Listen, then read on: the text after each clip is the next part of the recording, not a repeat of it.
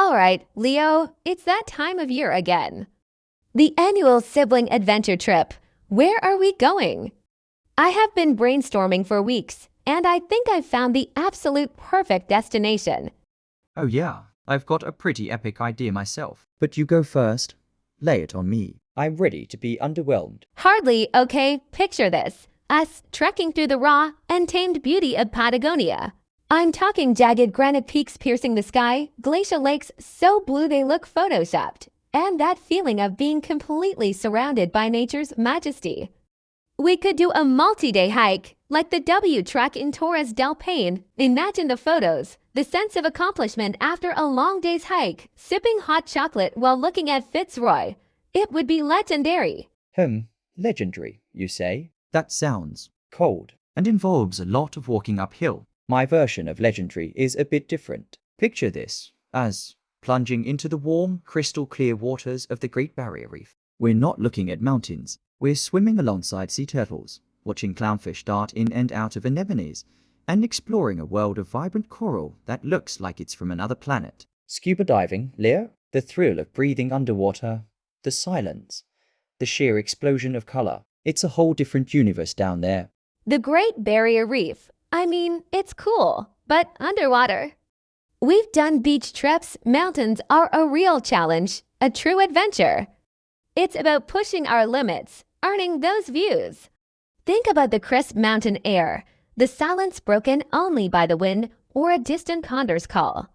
It's meditative, plus no sharks. Oh, come on. Shark attacks are incredibly rare, and you're worried about sharks, but not altitude sickness. We'd have to spend days acclimatizing. And what about the gear? We'd need serious hiking boots, layers, probably crampons for some parts. My idea involves swim trunks and a wetsuit. Much simpler, much warmer. You're talking about serene landscapes. I'm talking about a bustling city of marine life, a real life Finding Nemo. Imagine seeing a manta ray glide past you. That's 100 times more exciting than looking at a big rock, no matter how majestic it is. It's not just a big rock. It's a testament to the power of the planet and that feeling when you reach a summit after hours of effort. You can't get that underwater. You look out and you see the world spread out beneath you. It's a feeling of complete freedom. Patagonia is pure, raw wilderness.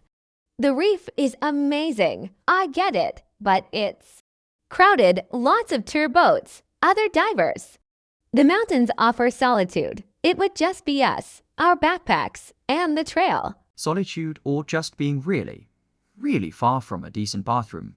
And let's be honest, you say solitude, but after 3 days of just us and the trail, we'd be driving each other crazy. At least in the ocean, if you get tired of me, you can just swim in a different direction and look at some fish. And you talk about pushing our limits, but learning to dive, controlling your buoyancy, navigating a coral labyrinth. That's a skill. That's a challenge. It's not just putting one foot in front of the other for 8 hours. Hey, multi-day trekking is a serious physical and mental challenge.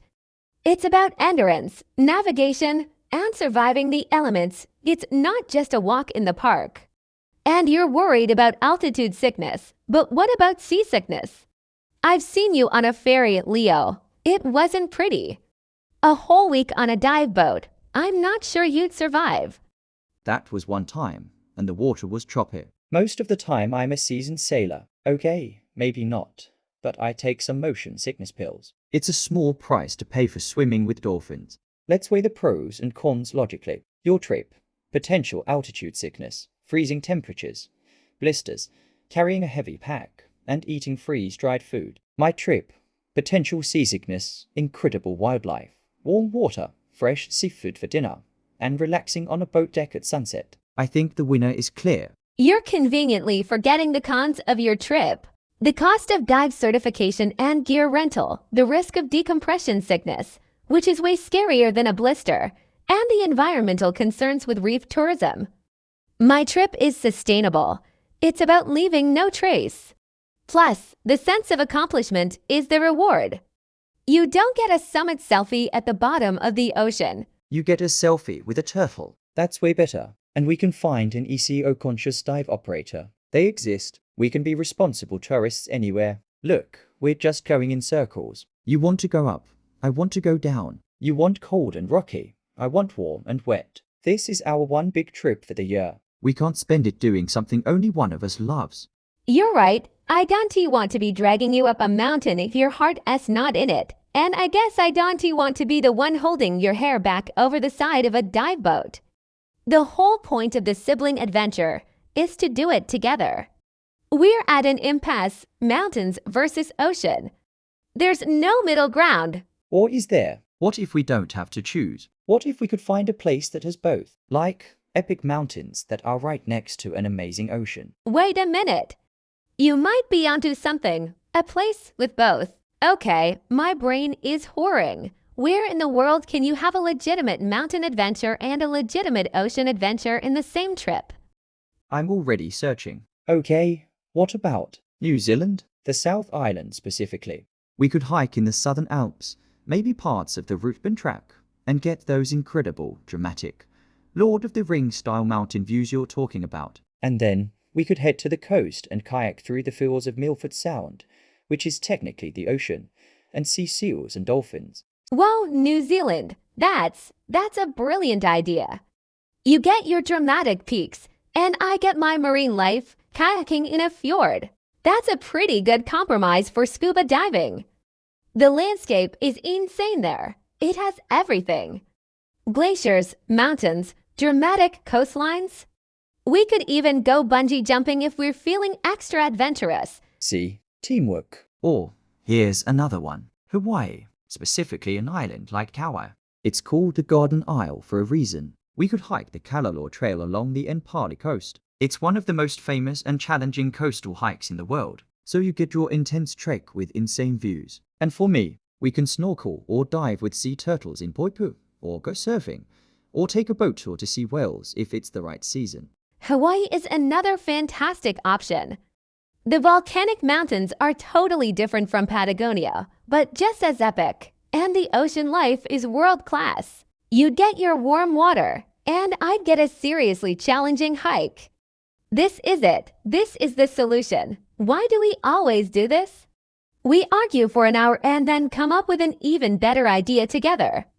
Because that's our process. The sibling crucible of creativity. Okay, so which one is it? The rugged, dramatic beauty of New Zealand, or the lush, tropical paradise of Hawaii. Both are incredible compromises. You know, for this year, let's go with New Zealand.